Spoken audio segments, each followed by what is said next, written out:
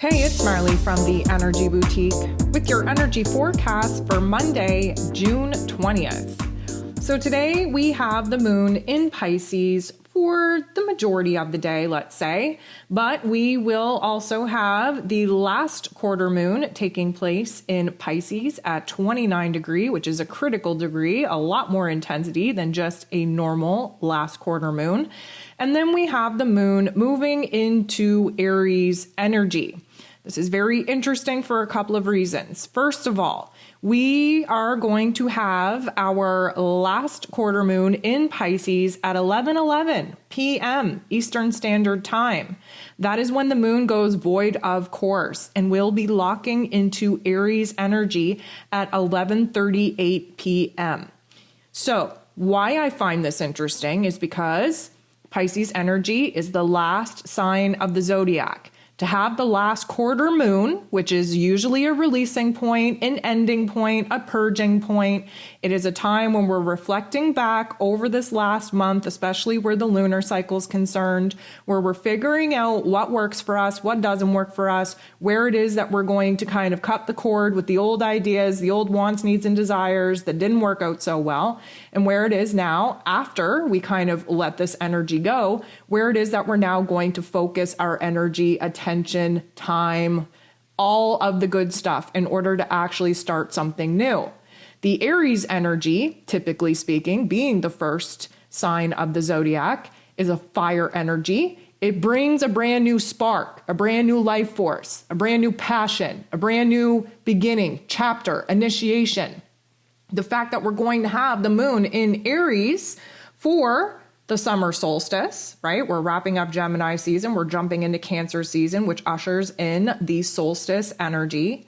This is also super interesting because we're going to have this Aries energy for when Venus steps down from her throne, from her place of power in Taurus, and moves into Gemini on Wednesday as well.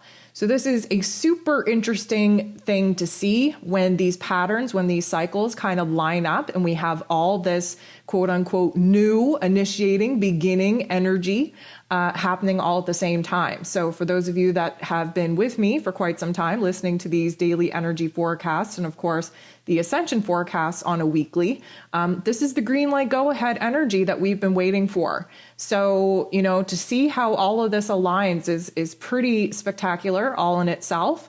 And to just know that the cosmos, having our divine scripted intent and purpose kind of in our best interest with all of these astrological aspects popping off at the same time is also super interesting to see. Hopefully we're all going to be feeling the good vibes of that, but let me just tell you, there's always this huge intensity of energy anytime that we're wrapping up one season, one energy, and preparing to jump into another. So we definitely got a lot going on. We can definitely expect, especially on a moon day, that there are a lot of emotions to move through, to process, to come to realization with. And again, the Piscean energy wants to bring things full circle and really cleanse ourselves in preparation to start something new. And that new is coming with the solstice energy here on Tuesday. So there are 10 different aspects here today. 9 of them involve our lovely emotional moon. The moon is going to sextile Uranus. This is a beautiful energy. This is opening us up to new ideas, new inspirations. This is opening us up to change, to adapt more easily to change.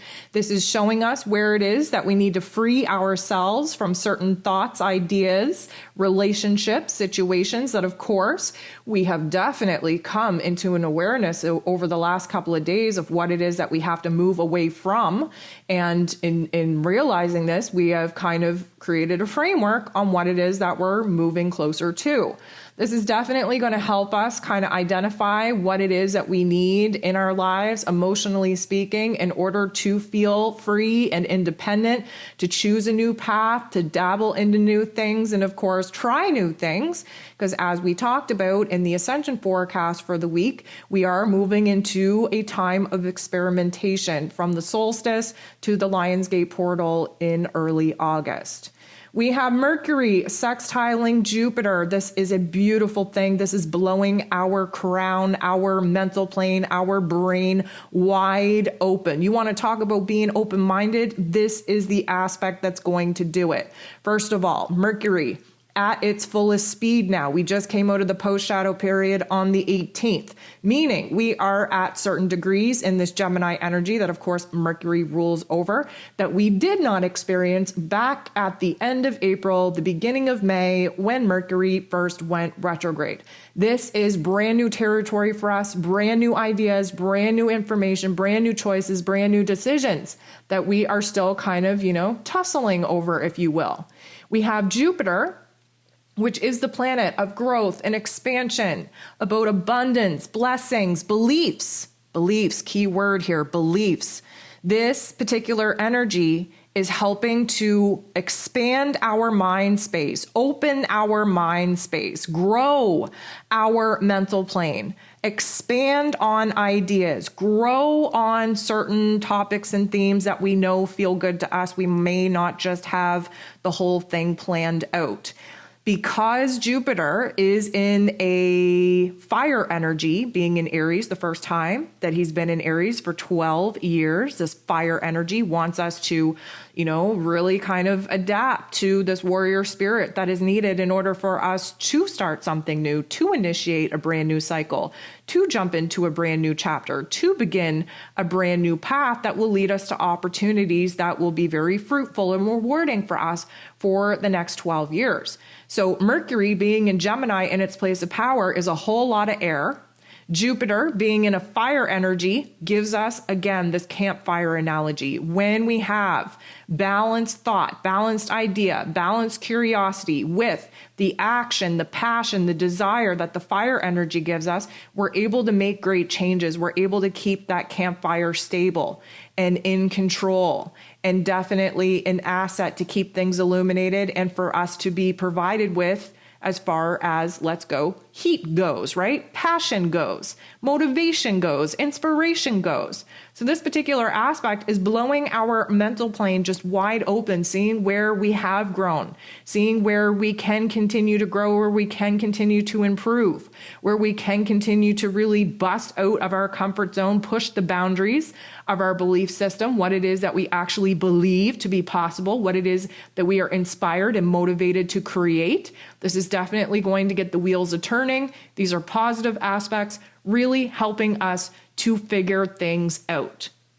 The moon, though, will be bumping into Mars in not the nicest way, but let me just explain. We need these not so nice aspects in order to create a little bit of a tension point, because tension is the only way that we actually create change.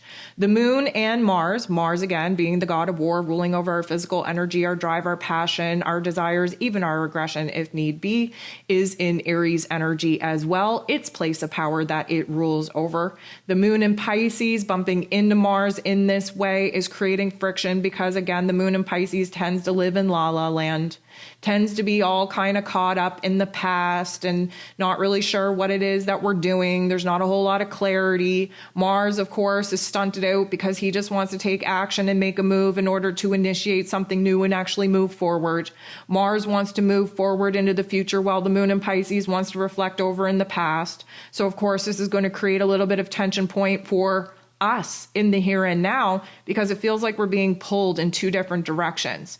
Let me just say, at this particular point in time, if we're not aware of the energy and how it can actually manifest in a negative sense, we will have that line between passion and anger be activated, and we could get very frustrated with a lot of our unconscious frustrations and anger coming to the surface. That is very much that Piscean energy.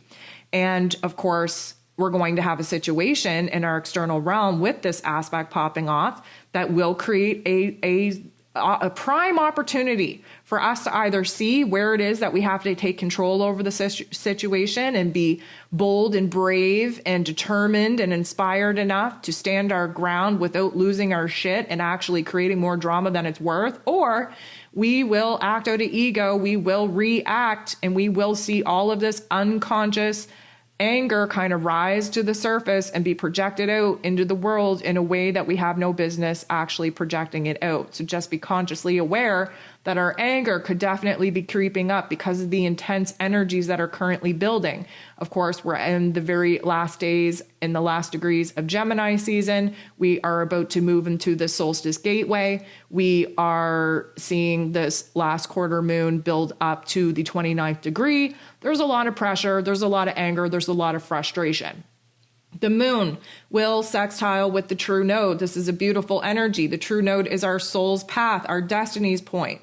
It's where it is that we've been making plans for the future, what it is that we're going to do from here. It does kind of suggest that this little tension point that we were in, because of course, anger and frustration are a huge emotional compass on what it is that we need to change first and foremost so that we can find a little bit of safety and stability in our situation, especially in our emotional situation once again.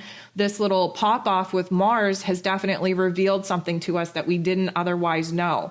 And because of that, we now see a step forward. And again, may I remind you that many steps forward come from realizing the steps that we have to take to move away and create distance from the things that we no longer want to experience or tolerate. The moon bumps into Mercury in a very positive way. This is a great thing, especially seeing how we just had our minds blown wide open, expanded, grown in a big way to open ourselves up to different ideas, different realms of possibilities earlier on with that aspect with Jupiter. And the moon bumping into Mercury at this point is really allowing us to bring some of our dreams, some of our inspiration, some of our goals, some of our visions into the lower level intellect that Mercury rules over, adding logic and practicality, adding strategy to the plans that we are now coming up with that we know that we have to make. We are also in a really great position if you feel the need to speak some truth, to get some energy outside of your physical body, if gifted with the opportunity and you feel like you can deliver your message, your truth with confidence and with clarity. The moon is going to bump into Saturn in not the nicest way. Again, this is an outside trigger, an activation, likely coming from our exterior realms that really put the weight back on our shoulder with the roles and responsibilities that we're still committed to, that many of us are trying to kind of rearrange, restructure at this particular time so that we can free ourselves from that weight, from that role, from that responsibility. Why? Because we know what we need to move away from now. May I remind you, Saturn, the Lord of Karma, ruling over systems and foundations and structures, is retrograde, doing an inner reflection over this last 12 months, especially where the tough love life lessons popped up, whether or not we were able to actually rise to the occasion and do what needed to be done in order to actually learn those life lessons, or whether we copped out. If you did cop out, you're going to be faced with a lot of struggle from now until the fall. Even if you did rise to the occasion, you're probably still going to struggle a little bit because now this means that you've passed the test. You're moving on to new roles and responsibilities. And because Saturn is retrograde in Aquarius, we're a little bit more focused on the roles and responsibilities, the commitments that we've made to other people, the concern that we have for other people, and of course, sacrificing our own wants, needs, and desires just to make other people happy. This, again, is a tough love life lesson on where it is that we need to balance the roles and responsibilities that we've committed to, not only to, keep our word, but to also keep the word to ourselves. We can't continue to put our own wants, needs, and desires on the back burner just to people please and make other people happy. So this outside activation will likely bring a little bit of weight back down in our realities. We'll kind of suck the life, suck the happiness out of the vibe for just a minute.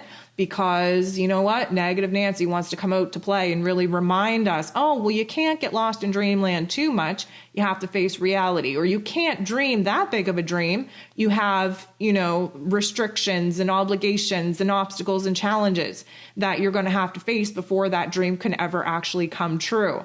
Again, may I remind you, please do not allow your ego to speak fear and doubts into the dreams that your heart and soul know to be true and are 100% possible. 3:21 p.m., again, Eastern Standard Time, we have the moon in Pisces, conjunct, bumping into, teaming up with, sitting next to Neptune, who rules over Pisces. Now, let me just say, This can kind of manifest in a couple of different ways. I'm going to give you both of them so that you can be aware on where your energy is at, where your emotions are at, where your situation is at, so that you can have the awareness to either lean all the way into the narrative or override it altogether. The first way, the most positive way that this could actually manifest for us is that we're feeling inspired. We see the spiritual lessons unfolding. We see where there is an opportunity for us to bring our dreams to life. We see where it is that our intuition, our higher self, is trying to kind of guide us into a brand new path that we feel more in alignment with. The not so nice part of this is that we're so freaking overwhelmed that we don't have any details, that we're hella confused, so much to the point where we just want to disassociate. We want to run away from life. We want to bury our head in the sand, where we want to live in a fantasy land where we totally abandon our physical realm and the roles and responsibilities in it. This can be a very overwhelming time, a hypersensitive time where we may just want to numb. That can lead to drug use, alcohol use, throwing yourself into work or something else to make you distract yourself from the emotions. Now, we have to feel what it is that we have to heal. So if this energy is manifesting in a not so nice way for you and it does feel overwhelming, pay attention to the elements of your physical circumstances that you're trying to run away from. That is where the healing is needed the most. When you have the awareness on how this particular energy could manifest, the pros and cons, then it's up to you to be aware on how this energy is going to fester up in you and whether or not you're going to play victimhood and allow it control you, or whether you're going to rise above and rewrite the narrative and stay in control of your energy, of your path, of your power. The moon is going to sextile Venus and sextile Pluto. Now, this is a beautiful, beautiful vibe, especially as we're kind of building towards this intensity of the last quarter moon in Pisces, because first of all, we're realizing what it is that we need to lean more into in order to recognize what it is we need to lean away from.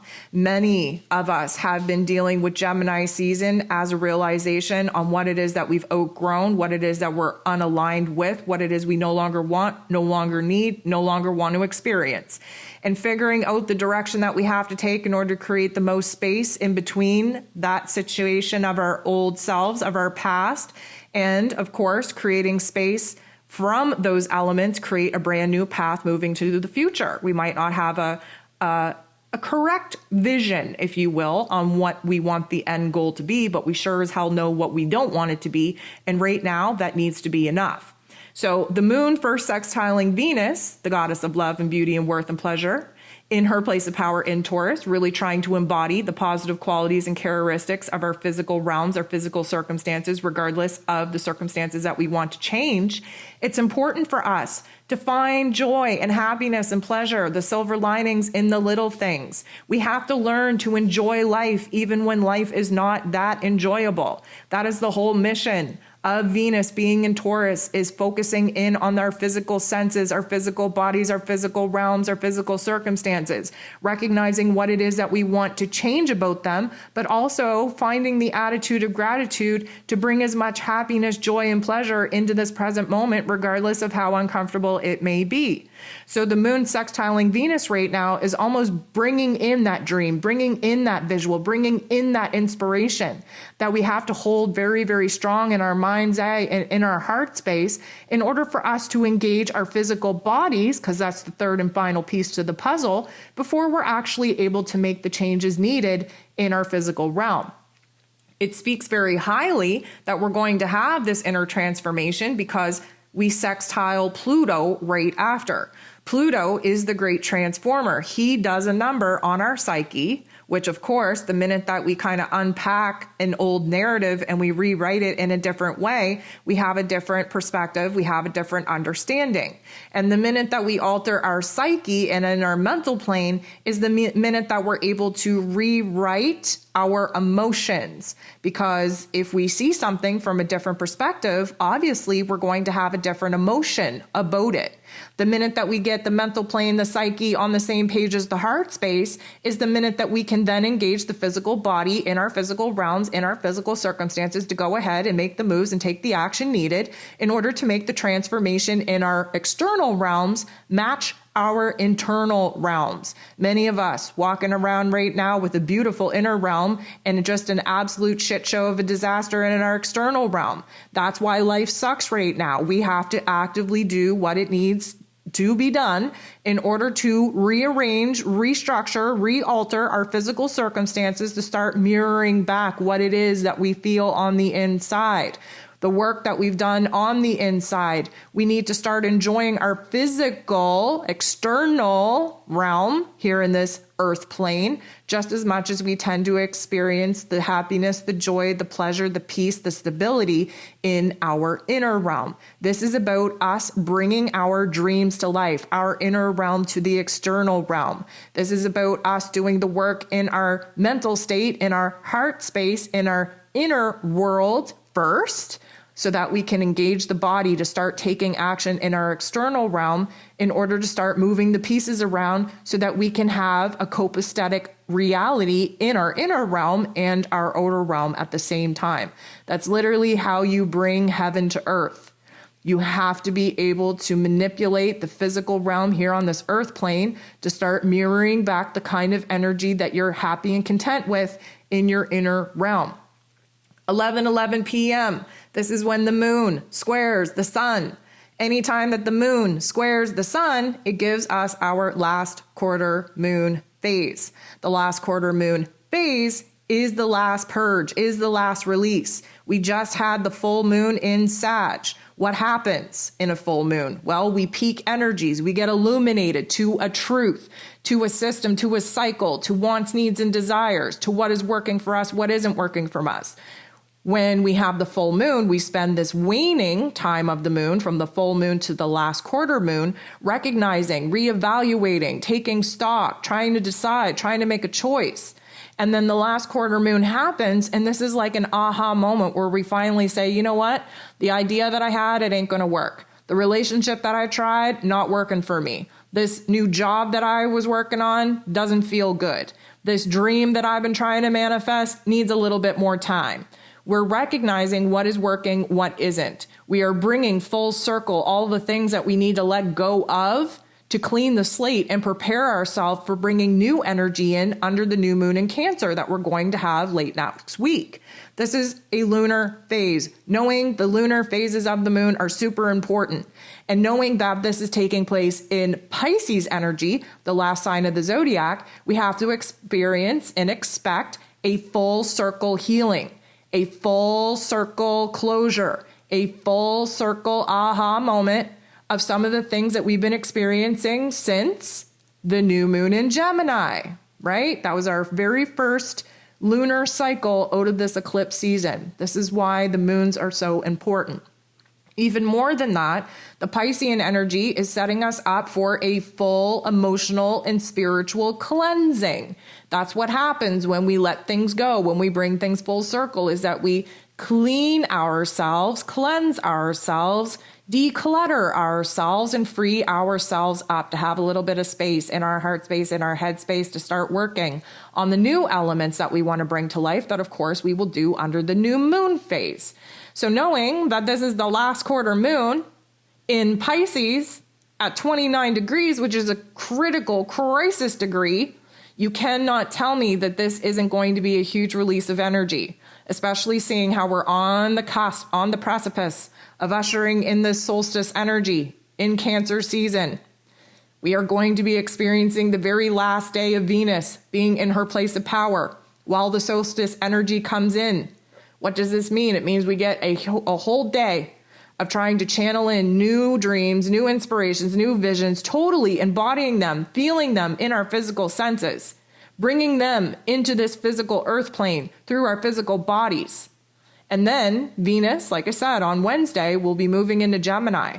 So that's when the wheels get turning, where we have to open ourselves up, where we have to put ourselves out there in different ways. This is when the experimentation phase begins.